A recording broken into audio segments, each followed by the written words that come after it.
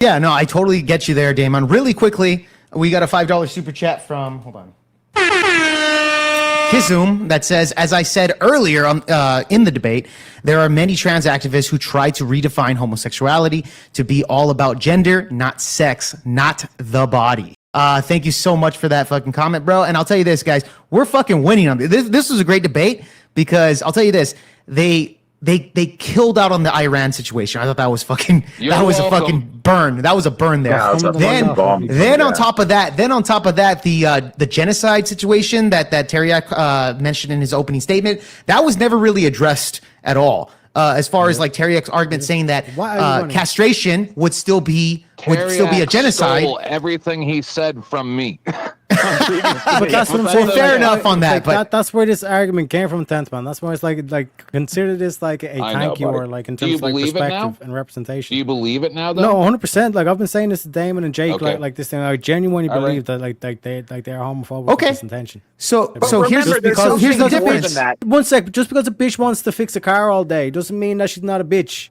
I mean, just because a guy wants to go into fashion, he's not a thing. Like, why you convince this person to get rid of the one thing in life that is free, that is the most pleasure you probably experience in life is sex, is an orgasm, and they're getting them to cut that off and getting them to pay. Like, that's evil genius. Imagine cutting off your dick. What the fuck, bro? Stop it. Bro, I'll tell you this, Tenth Man.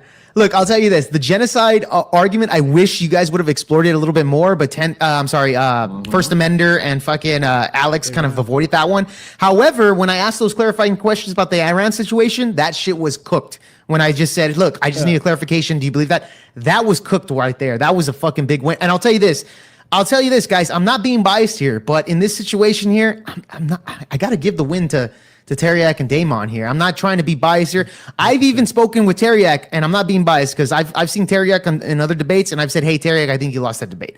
I've told him this on multiple occasions. It's not like I'm being biased here because he's my friend. I'm not doing that at all. Biased. But this was a win. Judge, I have to see Teriak's abs. Oh God, no. Not on Project Veal Pod.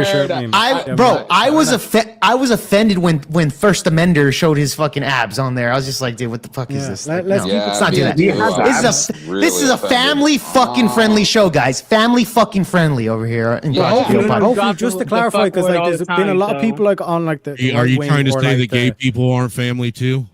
No, I'm not saying that, but I just don't want any like skin revealed on the show here. That's all. But nevertheless, you guys, congratulations, Teriak. You did win. I'll give you the floor. We're gonna win so much, you may even get tired of winning, and you'll say, please, it's too much winning. We can't take it anymore, Mr. President. It's too much, and I'll say, no, it isn't.